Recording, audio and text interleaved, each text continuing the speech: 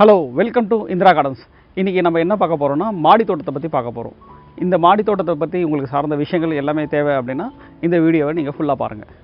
என்னோடய மாடியில் பார்த்தீங்கன்னா வெஜிடபிள் கார்டன், அதாவது கிச்சன் கார்டன் செட்டப்னு சொல்லுவோம். இந்த கிச்சன் கார்டன் செட்டப் பண்ணியிருக்கோம். மேஜராக நாங்கள் ஃபோக்கஸ் பண்ணுறது என்னென்னு பார்த்தீங்கன்னா காய்கறி, கீரை வகைகள், பழச்செடிகள், அதை தாண்டி பேசிக்கான ஃப்ளார்ஸ், கொஞ்சம் மூலிகை செடிகள் இது எல்லாருமே வச்சுருக்கோம். கிச்சன் கார்டன் அப்படின்னால நிறைய பேருக்கு பயம், மாடியில் வைக்கலாமா, மாடியில் வச்சா எப்படி இருக்கும், இதில் வந்து லீக்கேஜஸ் வருமா, இது நிறைய பேருக்கு டவுட்ஸ், ஏகப்பட்ட டவுட்ஸ் இருக்கும். கிச்சன் கார்டன் பேசிக்காக ஸ்டார்ட் பண்ணுறவங்களுக்கு இதில் வந்து எவ்வளோ ஸ்பெண்ட் பண்ணணும், அந்த மாதிரி பேருக்கும் நிறைய வந்து கேள்விகள் இருக்கும். யூஸ்வலாக கிச்சன் கார்டன் ஃபஸ்ட்டு நீங்கள் ஸ்டார்ட் பண்ணுறோன்னு நினைக்கிறேன். ஃபஸ்ட்டு வந்து பேசிக்காகவே ஸ்டார்ட் பண்ணுங்கள். ஒரு 10 to 15 பேக்ஸ்லேருந்து ஸ்டார்ட் பண்ண ஆரம்பிங்க. இப்போ நீங்களே ஒரு பேக் எடுத்து நீங்களே வந்து ஒரு செட்டப் பண்ணிக்கிறீங்க அப்படின்னு பார்த்தீங்க அப்படின்னா, நார்மலாக அதுக்கு தேவையான கண்டெய்னர்ஸ், ஏதோ ஒரு கண்டெய்னர்ஸ், உங்கள் வீட்டில் இருக்கிற ஓல்ட் பக்கெட்ஸாக இருக்கலாம், இல்லை வாட்டர் கேன்ஸாக இருக்கலாம், இல்லாட்டி க்ரோ பேக்ஸாக இருக்கலாம், ஏதோ ஒரு தொட்டியாக இருக்கலாம், எதோ வேணா இருக்கலாம். அந்த கண்டெய்னர்ன்றது, அந்த கண்டெய்னர் அதுக்கு தேவையான ஒரு பிளான்ட்டுக்கும் ஒரு சைஸ் தேவையான கண்டெய்னர்ஸ் தேவைப்படும். எக்ஸாம்பிளுக்கு பார்த்தீங்கன்னா, இப்போ ஒரு காய்கறி செடிகள் நீங்கள் வளர்க்கணும்னு நினைக்கிறீங்க. அந்த காய்கறி செடிகளுக்கு தேவையான கண்டெய்னரோட சைஸ் பார்த்தீங்கன்னா மினிமம் வந்து 1 அடி இருக்கணும். அந்த 1 அடி சைஸ் கண்டெய்னரில் என்னென்னலாம் க்ரோ பண்ணலாம் அப்படின்னு பார்த்தீங்கன்னா, கத்திரிக்காய், தக்காளி, பச்சை மிளகாய், வெண்டைக்காய், கொத்தவரங்காய், அவரைக்காய், இந்த மாதிரி செடி வகைகள், காய்கறிக்காய் நம்ம க்ரோ பண்ணலாம். கீரைகளும் அதில் க்ரோ பண்ணலாம். பொதுவாக இந்த மாதிரி க்ரோ பேக்ஸில் எதுக்காக நம்மளுக்கு க்ரோ பண்ணுறோம் மாடியில் அப்படின்னு பார்த்தீங்கன்னா, இன்னொன்று வந்து வெயிட்லெஸ்ஸாக இருக்கணும். கிட்டத்தட்ட என்னோட மாடியில் பார்த்தீங்கன்னா 350 பிளான்ஸ் கிட்ட நான் க்ரோ பண்ணுறேன். அப்படி இருக்கப்போ ஃபுல் அண்ட் ஃபுல் இதில் மண் தொட்டிலையும் சிமெண்ட் தொட்டிலையும் நான் வந்து வளர்க்குறேன் அப்படின்னு பார்த்தீங்க அப்படின்னா, டெரஸ்க்கு வந்து ஓவர்லோட் ஆகிடும். அதனால தான் அதுக்கு ஆல்டர்னேட்டாக வந்தது தான் இந்த மாதிரி க்ரோ பேக்கான விஷயங்கள். க்ரோ பேக்ஸில் பார்த்தீங்கன்னா LDB பேக்ஸ், HDB பேக்ஸ்னு 2 வகையான க்ரோ பேக்ஸ் இருக்குது. இந்த க்ரோ பேக்ஸ் வந்து எதுக்காக க்ரோ பேக்ஸ் இன்னும் நிறைய பேர் ப்ரெஃபர் பண்ணுறோம் மாடி தோட்டத்தில் அப்படின்னு பார்த்தீங்க அப்படின்னா, க்ரோ பேக்ஸ் வந்து டிஃப்ரெண்ட் சைஸஸில் கிடைக்கும். இப்போ கண்டெய்னர்ஸ் அந்த மாதிரி மட் பாட்ஸோ சிமெண்ட் பாட்ஸோ நம்ம போகிறப்போ அந்த மாதிரி டிஃப்ரெண்ட் சைஸஸில் கிடைக்காது. இப்போ வந்து ஒரு பழச்செடி நான் போடணும்னு நினைக்கிறேன் அப்படின்னு பார்த்தீங்கன்னா, பழச்செடி வந்து நல்ல பெரிய சைஸ் பேக்கில் கண்டெய்னரில் போட்டால் தான் அந்த பழச்செடி நல்லா க்ரோ ஆகும். அதுக்கேற்றபடி க்ரோ பேக்ஸ் நல்ல பெரிய சைஸில் கிடைக்கும். இப்போ நார்மலாக வந்து நீங்களே எடுத்து ஒரு பேக்கை வந்து செட் பண்ணிக்கிறீங்க. இதுக்கு என்னென்ன க்ரோ மீடியம் தேவை, நாங்கள் என்னென்ன க்ரோ மீடியம் யூஸ் பண்ணுறோம் அப்படின்னு பார்த்தீங்கன்னா, கொக்கோபீட் 40% கொக்கோபீட், 40% மென்யூர், 20% வந்து ரெட் சாயில் யூஸ் பண்ணுறோம். அது கூட தேவையான இந்த பயோ ப்ராடக்ட்ஸ்னு சொல்லக்கூடிய அந்த உயிரூட்டு உரங்கள், அப்புறம் வேப்பம் புண்ணாக்கு, இந்த கலவைலாம் கலந்து நாங்கள் வந்து இந்த மண் கலவையை வந்து தயார் பண்ணுறோம். இப்போ வந்து எக்ஸாம்பிளுக்கு நீங்களே வந்து ஒரு கத்திரிக்காய் செடியோ ஒரு தக்காளி செடியோ இப்போ க்ரோ பண்ணணும்னு நினைக்கிறீங்க, நீங்களே எடுத்து இது எல்லாமே நீங்களே பண்ணக்கூடியதான்.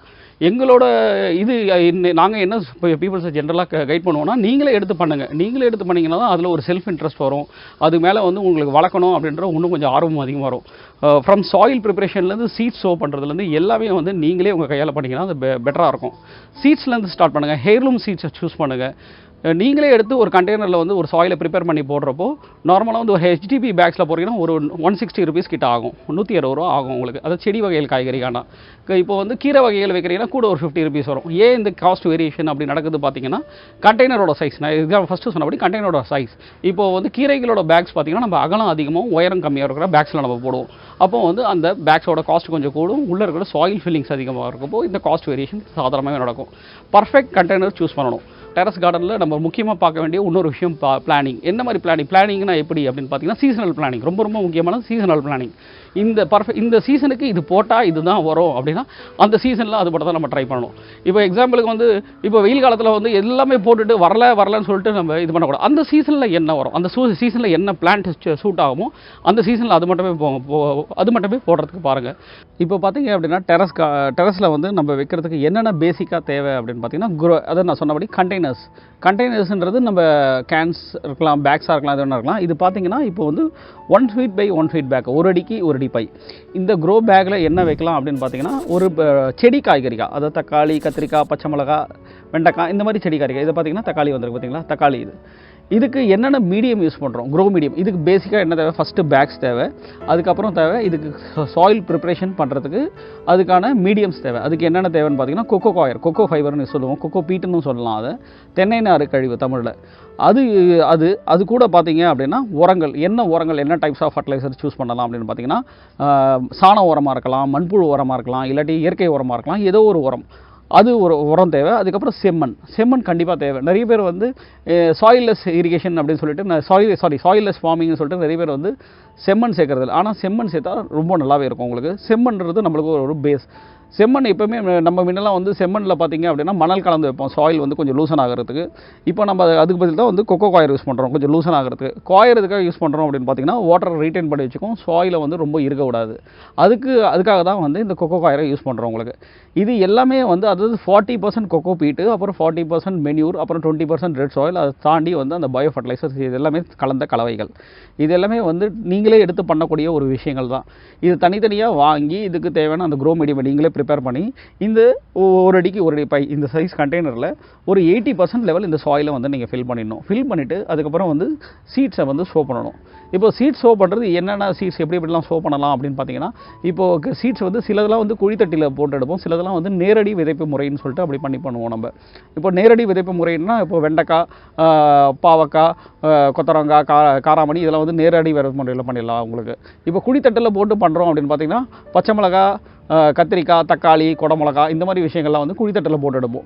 ஆனால் க்ரோ பேக்ஸில் போடுறப்போ அதுவும் பார்க்கணுன்னு அவசியம் இல்லை, டேரெக்டாக நம்ம வந்து க்ரோ பேக்ஸில் போட்டு எடுக்கணும்னாலும் பண்ணலாம். இல்லை அந்த மாதிரி குழித்தட்டில் நீங்கள் போட்டு அந்த மாதிரி ப்ரிப்பேர் பண்ணனாலும் உங்களுக்கு பண்ணிக்கலாம். அதில் பார்த்தீங்கன்னா உங்களுக்கு வந்து நாங்கள் என்ன பண்ணுவோம் யூஸ்வலாக அப்படின்னு பார்த்தீங்கன்னா, ஒரு பிளான்ட்டோட லைஃப் முடிய போகுது, ஒரு பிளான்ட் இவ்வளோ நாள் தான் லைஃப் வரப்போகுது அப்படின்னு தெரிஞ்சுன்னா அதுக்கு ஏற்றபடியாக அந்த பிளானிங் பண்ணுறோம். அந்த பிளானிங் வந்து பர்ஃபெக்டாக பிளான் பண்ணி முன்கூட்டியே வந்து சீட்ஸை வந்து இந்த மாதிரி சீட்லிங் ட்ரேஸில் போட்டு வந்து நாங்கள் வந்து ஜென்ரேட் பண்ணி வச்சுப்போம். அந்த பிளான்ட்டோட லைஃப் முடிய போகிற ஸ்டேஜுக்கும் கரெக்டாக அதுலேருந்து நாங்கள் இது எடுத்து மாற்ற போகிற ஸ்டேஜும் வந்து கரெக்டாக இருக்கும். நம்ம அதுக்கு வரைக்கும் வெயிட் பண்ண வேணாம். ஜென்ரலாக ஒரு சீட்ஸ் வரதுக்கு ஒரு 10 days 12 days ஆகும் சில விதைகள்லாம் வரதுக்கு. அந்த மாதிரி விதைகள் வரத்துக்குள்ளே இந்த பிளான்ஸை வந்து எடுத்துகிட்டு இந்த பேக்ஸை வந்து நாங்கள் ரெடி பண்ணி வச்சுப்போம். இந்த மாதிரி பேக்ஸை ரெடி பண்ணி வச்சுட்டு அதுக்கப்புறம் வந்து அந்த சீட்ஸ் அதில் இருக்க சாப்ளிங்ஸ் தூக்கி இதில் வச்சுருவோம். இந்த சைஸ் கண்டெய்னருக்கு கீழே வந்து நாங்கள் ஒரு பிளாக் கலரில் மேட் போட்டிருக்கோம். எதுக்காக இந்த மேட் போட்டிருக்கோம் அப்படின்னு பார்த்தீங்கன்னா, இந்த மேட்டோட பேர் வந்து ட்ரெயின் மேட் இல்லாட்டி ட்ரெயின் செல்ஸ்னு சொல்லலாம். இப்போ இந்த ட்ரெயின் மேட்டோட வேலை என்னென்னு பார்த்தீங்கன்னா, ட்ரெயின் மேட்டில் வந்து கீழே ஃபுல்லாக வந்து ஹோல்ஸாக இருக்கும் உங்களுக்கு இந்த கேப்பு. இந்த மேட் வந்து இப்படி இருக்கும் உங்களுக்கு. இந்த மேட்டுக்கு வந்து இந்த மேட்டோட பர்பஸ் என்னென்னு பார்த்தீங்கன்னா, இப்போ பொதுவாகவே வந்து நம்ம ஒரு பேக்கை வந்து கீழே தரையில் டைரெக்டாக வைக்கணும்னு பார்த்தீங்கன்னா, அந்த பேக்கை தூக்கி பார்த்தீங்கன்னா ஒரு வாட்டர் வந்து ஸ்டாக்னேட் ஆன மார்க் உங்களுக்கு தெரியும். அந்த ஓதம் காக்கும் உங்களுக்கு இதில் வந்து தரையில் ஓதம் காக்குன்ற பயம் இருக்கும். இந்த மேட்டு கீழே வந்து காத்தோட்டம் போகும், கேப் இருக்கிறதுனால காத்தோட்டம் போகும். ஆட்டோமேட்டிக்காக கீழே இருக்கிற உங்களுக்கு சர்ஃபேஸ் வந்து சீக்கிரமாக ட்ரை ஆகிடும். அனதர் திங் பார்த்திங்க அப்படின்னா வந்து நம்ம ஒரு செடியை வந்து மண்ணில் வளர்க்குறப்போ அதுக்கு சூடு பார்த்திங்கன்னா மண்ணில் வந்து மேல் நோக்கி மட்டும்தான் படும். ஆனால் இந்த மாதிரி வளர்ப்பு பைகளில் வைக்கிறப்போ சைட்லேயும் படும், மேலேயும் படும், கீழே தான் படும். அட்லீஸ்ட் வந்து இந்த கீழே இருக்கிற சூடாது உங்களுக்கு பேக்கில் கீழே இருந்து மேலே வராமல் இருக்கிறதுக்கு இந்த மேட்டை யூஸ் பண்ணுறோம். இது எல்லாமே செட்டாக நீங்களே எடுத்து பண்ணிக்கிறீங்க, நீங்களே பண்ணணும். இது எப்படி காயர் எப்படி தனித்தனியாக வாங்கி இந்த எல்லாமே ஒரு மிக்சிங், அதாவது ஒரு சாதாரணமாக ஒரு தேங்காய் நாரோட விலை பார்த்திங்கன்னா 120 ரூபா, 130 ரூபா, 140 ரூபா, அது தரத்துக்கு ஏற்றபடி மாறும் உங்களுக்கு. அந்த தென்னை நார் கழிவு ஒன்று வாங்கிக்கணும், அதுக்கு தேவையான உரம். ஒரு தென்னை நார் கழிவுக்கு நாங்கள் வந்து ஒரு மூட்டை உரம், எக்ஸாம்பிளுக்கு பார்த்திங்கன்னா ஒரு 250 ரூபா வரும் ஒரு மூட்டை உரம், மண்புழு உரம்னா. அது கூட சேர்த்து பார்த்திங்க அப்படின்னா செம்மண் ஒரு 1/2 மூட்டை, செம்மண் பார்த்திங்கன்னா ஒரு 50 ரூபா வரும்னு வச்சுக்கலாம். அந்த உயிரூட்டு உரங்கள் இதெல்லாம் சேர்த்திங்கன்னா வந்து 25 ரூபா வரும். ஒரு மிக்சிங் போடுறோம், ஒரு தேங்காய் நார் இதுக்கு போடுறீங்க அப்படின்னா இந்த காம்போ எடுத்து நீங்களே கலந்து நீங்கள் ப்ரிப்பரேஷன் அந்த ஒரு தென்னை நார் கழிவோட பேக் எடுத்து பண்ணுறீங்கன்னா ஒரு 50 கிலோலேருந்து ஒரு 60 கிலோ மண் உங்களுக்கு கிடைக்கும். அந்த 50 கிலோ 60 கிலோ மண்ணை வச்சுட்டு நீங்கள் ஒரு 5 பேக் வரைக்கும் ஃபில் பண்ணலாம் இந்த ஒரு அடிக்கு ஒரு அடி பையில். அந்த மாதிரி நீங்கள் மிக்ஸ் பண்ணி போட்டிங்க அப்படின்னா மேட்டோட சேர்த்து உங்களுக்கு வந்து தோராயமாக ஒரு 200 ரூபா வரும். இதுதான் வந்து இந்த காஸ்ட் உங்களுக்கு. இது இந்த மாதிரி வந்து பண்ணலாம். உங்களுக்கு அதுக்கேற்றபடி வந்து இப்போ நான் சொன்னபடி கீரைகளோட பேக்ஸுக்கு ஏற்றபடி டயாமீட்டர் அகலம் அதிகமாகவும் உங்களுக்கு உயரம் கம்மியாகவும் இருக்கிற பைகளை நம்ம தேர்ந்தெடுக்கணும். இப்போ அங்கே பார்த்தீங்கன்னா மரம் செடிலாம் வச்சுருக்கோம். இப்போ முருங்கை மரம் வச்சுருக்கோம். இந்த முருங்கை மரம்லாம் பார்த்திங்கன்னா ரொம்ப பெரிய பையில் இருக்கும், 2 அடிக்கு 2 அடி பையில் இருக்கும். இந்த சைஸில் பையில் தான் வளர்க்கணும். இந்த மாதிரி மரச்செடிகள்லாம் நம்ம வளர்க்கணும். இது வந்து பார்த்திங்கன்னா சேப்பங்கிழங்கு, யானை தந்தம் வெண்டை, யானையோட தந்தம் மாதிரி இருக்கும் அந்த வெண்டை பார்த்திங்கன்னா. எலிஃபென்ட் டஸ்க் ஓக்ரான்னு சொல்லுவோம். இதெல்லாமே கீரைகளோட விதைகள் தான். வல்லாரை கீரைகள் போட்டிருக்கோம், அப்புறம் கொத்தமல்லி, நிறைய விதைகள் வந்து போட்டு வச்சுருக்கோம் அதில். அப்புறம் முள்ளங்கி இருக்குது, இதெல்லாம் முள்ளங்கி, வெள்ளை முள்ளங்கி. அதுக்கப்புறம் பார்த்திங்கன்னா புதினா இருக்குது. இந்த இடத்துல வந்து இதில் வந்து சாதா வெண்டையும் இருக்குது உங்களுக்கு, அப்புறம் வந்து யானை தந்த வெண்டையும் இருக்குது. கூட பார்த்திங்கன்னா காலிஃப்ளவரும் கோஸும் போட்டிருக்கோம்.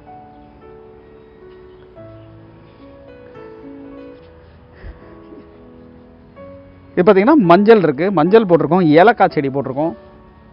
இது வந்து ஏலக்காய் செடி. அதுக்கப்புறம் பார்த்திங்கன்னா இங்கே ஒரு துளசி மாடம் ஒன்று இருக்கும். அப்புறம் திருநீற்று பச்சை, ரோஸ்மேரி, இங்கே வந்து பாகக்காய் கொடி, பீர்க்கங்காய் கொடி எல்லாமே இது மூலிமா படர்ந்து அப்படியே வெளியே போகுது, உங்களுக்கு ட்ராவல் ஆகுது.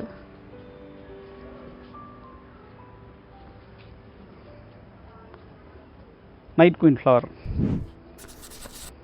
பிரம்மக்கமலம், சாமந்தி, பிகோனியா, இந்த மாதிரி வந்து ஃப்ளார்ஸும் வந்து நிறைய வச்சுருக்கோம். பாலினேஷனுக்காக தேவை அப்படின்னு சொல்லிட்டு ஃப்ளவர்ஸ் பிளான்ஸும் நிறைய வச்சுருக்கோம்.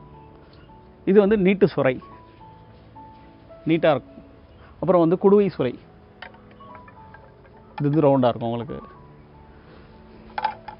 இது ஃபுல்லாகவே வந்து கத்திரிக்காய் செடிகள். உங்களுக்கு கத்திரிக்காயில் கிட்டத்தட்ட பார்த்திங்க அப்படின்னா எப்படியோ ஒரு 15 வகையான கத்திரிக்காய்கள் க்ரோ பண்ணுறோம். அப்புறம் ட்ராகன் ஃப்ரூட், அப்புறம் கார்ன் இருக்குது, ஸ்வீட் கார்ன் போட்டிருக்கோம் அங்கே. தக்காளி, மிளகாயில் வந்து கிட்டத்தட்ட ஒரு 5-6 வகையான மிளகாய்கள் க்ரோ பண்ணுறோம்.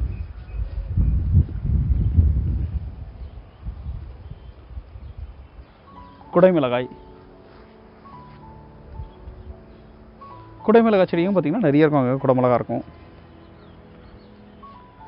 வெண்டைக்காய், வெண்டைக்காயில் வந்து நார்மல் வெண்டையும் போட்டிருக்கோம், அங்கே ஒரே ஒரு சிவப்பு வெண்டைக்காய் செடி இருக்கும்.